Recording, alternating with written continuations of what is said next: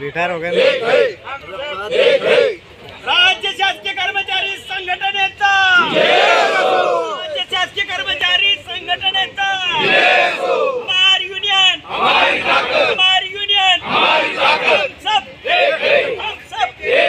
जुनी पेन्शन एकच मिशन आजच्या समन्वय समिती व घटक संघटना ज्या राज्यातील जवळजवळ 90% संघटना या समन्वय समितीचे घटक संघटना आहेत।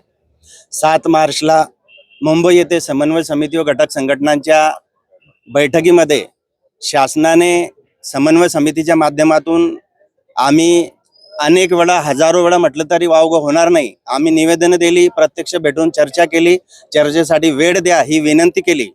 समन्वय समितीचे निमंत्रक आदरणीय श्री विश्वासजी काटकर साहेब आणि समन्वय समितीचे इतर घटक व इतर संघटनांचे सर्व प्रतिनिधींनी वेळोवेळी शासन स्तरावर कर्मचाऱ्यांच्या प्रलंबित मागण्यांसाठी अनेक वेळा प्रयत्न केले, परंतु या शासनाने कर्मचाऱ्यांकडे 100% दुर्लक्ष केलेलं आहे।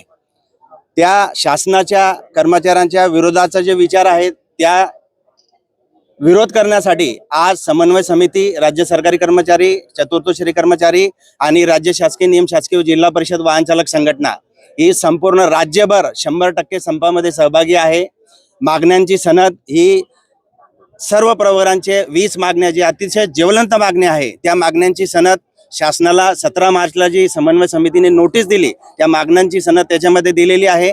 शासनाने समन्वय समितीच्या माध्यमातून आजपर्यंत जेवढे आंदोलने केली, निदर्शने केली, मोर्चे काढले, नागपूर हिवाळी अधिवेशनामध्ये उपोषणाला बसले, परंतु शासनाने समन्वय समितीला फक्त आणि फक्त चॉकलेट दिलेलं आहे, गाजर दिलेलं आहे।